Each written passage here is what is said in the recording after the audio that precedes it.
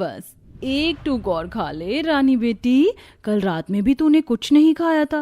नहीं, मुझे नहीं था ना, मुझे गर्मी लग रही है, खुजी भी हो रही है। ला दिखा तो मुझे। जैसे ही माला ने देखा तो रानी का पूरा शरीर, माथे पर लाल लाल दाने निकले थे। ये देखकर माला रो गई। हे भगवान, हाजी देखो ना, रानी बिटिया को गर्मी के मारे घमौरियां निकल गए हैं और इसने इतनी ज्यादा खुजली कर ली है कि खून भी निकल रहा है। बेचारी मेरी बच्ची। अपनी बहू और पोती को रोता देखकर बूढ़ी सास गुलबिया, जो कि बांस से लकड़ी से टोकरी बना रही थी, वह गर्मी को कोसने लगी। जाने ये निगोड़ी गर्मी हम गरीबों के घर में क्या लेने आती है, हर बार दुख बढ़ा कर जाती है। अम्मा, हम मौसम को थोड़ी बदल सकते हैं, ये भगवान का बनाया है। ये निर्मोही भगवान ही तो सब करता है, जिनके पास पैसा है उनके घर में सब सुख है, मगर हम गरीब तो इस गर्मी में कितनी मुश्किलों से गुजरते हैं। तभी 6 साल का दीपू गर्मी और पसीने से परेशान होकर रोते हुए बोला, पिताजी हमारे भी घर के लिए एक पंखा ले लीजिए ना, मेरे सब दोस्त के घर में एयर कंडीशन लगा हुआ है। हाँ जी, दीपू एकदम ठीक कह रहा है, कम से कम एक छोटा मोटा टेबल पंखा ही खरीद लाओ।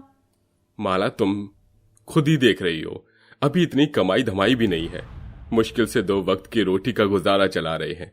उतने पैसे कमाने में भी पीठ हाथ पांव पसीज जाते हैं गर्मी में। अप्रैल का महीना लगने के साथ भयंकर गर्मी पड़ने लगी थी। दिनेश एक लकड़ी के गोदाम में काम करता था, लेकिन उसे रोज के 100 रुपए ही मिलते थे, जिससे परिवार को कभी कभी 2 वक्त की रोटी भी पूरी नहीं पड़ती थी। ऐसे में माला और उसकी सास गुलबिया भी कड़ी मेहनत करती थी। दोनों सास बहू की झोपड़ी के पीछे ही 3 पेड़ लगे हुए थे, जो कि बरगद के थे। माँ, आज तो तुमने पेड़ों में पानी दिया ही नहीं। अरे हाँ, मैं तो भूल ही गई, चूल्हा जलाने के लिए लकड़ी भी खत्म हो गई है, वो भी लेने जानी है। अरे बहू, बाहर में धूप देख रही है कितनी ज्यादा पड़ रही है, लू भी चल रही है, बरगद में से ही गिरे हुए सूखे पत्ते बटोर कर लिया ना, उसे ही झोंक कर खाना बना देंगे। जी माँ जी। माला रोज ही उन बरगद के पेड़ों में पानी डालती थी। तीनों पेड़ बहुत ही घने और छांवदार थे, इसीलिए माला हवा खाने के लिए पेड़ों के पास में बैठ गई। ओहो, कितनी ठंडी हवा चल रही है। इस बरगद के पेड़ की हवा के आगे तो एसी, पंखा, कूलर सब फेल हैं। शाम ढलने वाली है, घर जाकर खाना भी बनाना है। माला सूखे पत्तों को बटोर कर घर लाकर खाना बनाती है, लेकिन पूरे घर में गर्मी मच जाती है। कोई भी खुशी मन से खाना भी नहीं खाता। बच्चे भी गर्मी से चिड़चिड़े हो जाते हैं। मुझको नहीं खाना, एक पंखा भी नहीं है हमारे घर में कि थोड़ी हवा में खा सके। मुझे भी भूख नहीं, माला पानी पिला दो। जी लाई। तभी पानी पीते वक्त दीपू के हाथों गलती से गिरकर मटका भी टूट जाता है। देखो माँ, दीपू भैया ने मटका तोड़ दिया। बेचारी दोनों सास बहू चिंता में आ गई। उस एक मटके के टूटने का दुख इतना बड़ा था कि सास गुलबिया की आंखों से झरझर बहते आंसू सूखने का नाम नहीं ले रहे थे। ये भगवान, 1-1 रुपया जोड़कर ये मटका लिया था, अब तो लगता है इस भीषण गर्मी में ठंडा पानी के लिए भी तड़पना पड़ेगा। माला ने कोने में से चटाई निकाल कर बिछा दी और फिर सब लेट गए, लेकिन चटाई एकदम पतली हो चुकी थी। उसकी उधड़ी हालत और तवे जैसी गर्म जमीन में बगैर पंखे के सबका सोना मुहाल हो गया। माँ, पिताजी नींद नहीं आ रही है। हाँ बहू, पूरे शरीर में गर्मी से चींटियां काट रही हैं, आंगन में बिस्तर डाल ले। जी माँ जी, अंदर तो घर भट्टी के जैसे तप रहा है। सब जब बाहर सोने लगे तो मच्छर भिनभिनाए हुए काटने लगे। माँ, मच्छर काट काट कर परेशान कर रहे हैं, अंदर चलो। गर्मी की तपिश इतनी थी, गरीब सास बहू के परिवार की सारी रात अंदर बाहर करते ही गुजर रही है।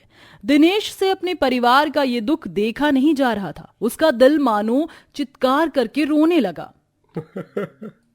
अरे, मुझे तो आदमी कहलाने का भी कोई हक नहीं, जो मर्द अपने परिवार को एक पंखे की हवा भी नहीं दे सकता।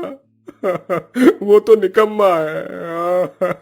रो मत दिनेश बिटवा, गरीब के भाग्य में ये सुख थोड़ी लिखे होते हैं।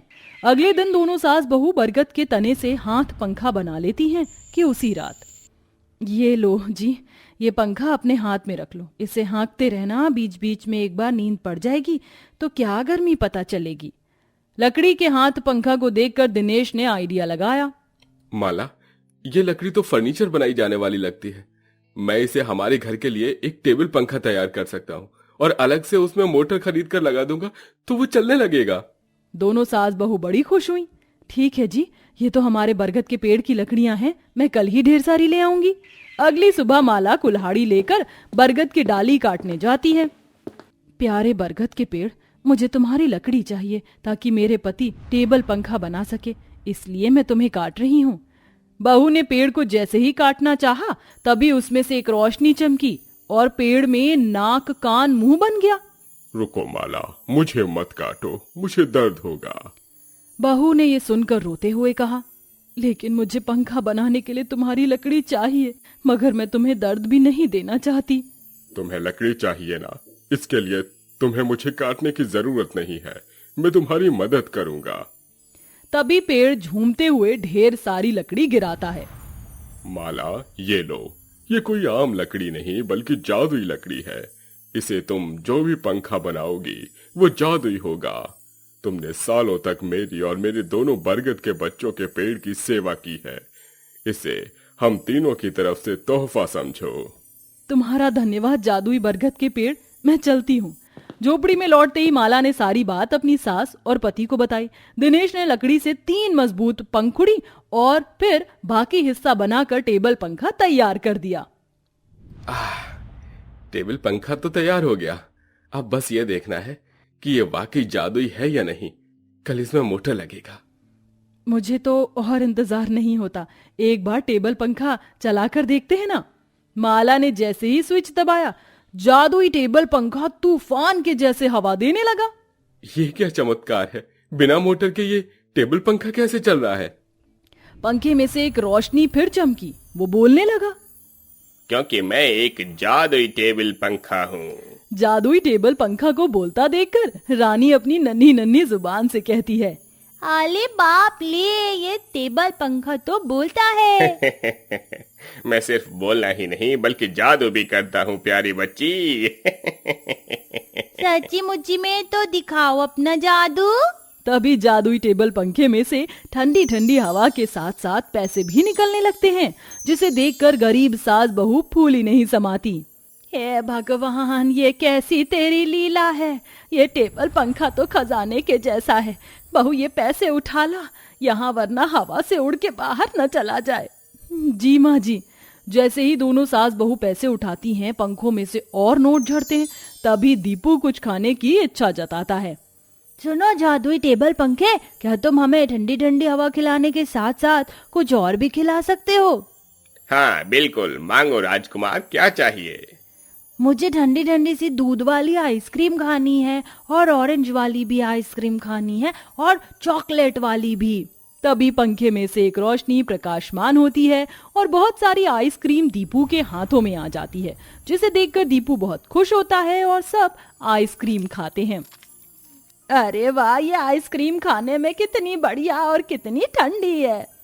हाँ सच में माँ जी, इस जादुई टेबल पंखे के आने की बात तो हमारा भाग्य ही बदल गया। तुम्हारा बहुत बहुत धन्यवाद जादुई टेबल पंखे। आज तुम्हारी वजह से मेरे बच्चे, मेरे परिवार इतना खुश है, वरना हर साल तो हम गर्मी कहरी काटते थे और गर्मी के मौसम में दिन गुजारते थे। उस दिन दोनों सास बहू का परिवार इस जादुई टेबल पंखे की बर्फ जैसी हवा में चैन सुकून में मीठी नींद सोता है। अब जादुई पंखे से ही वह अपनी हर जरूरतें पूरी कर लिया करते थे।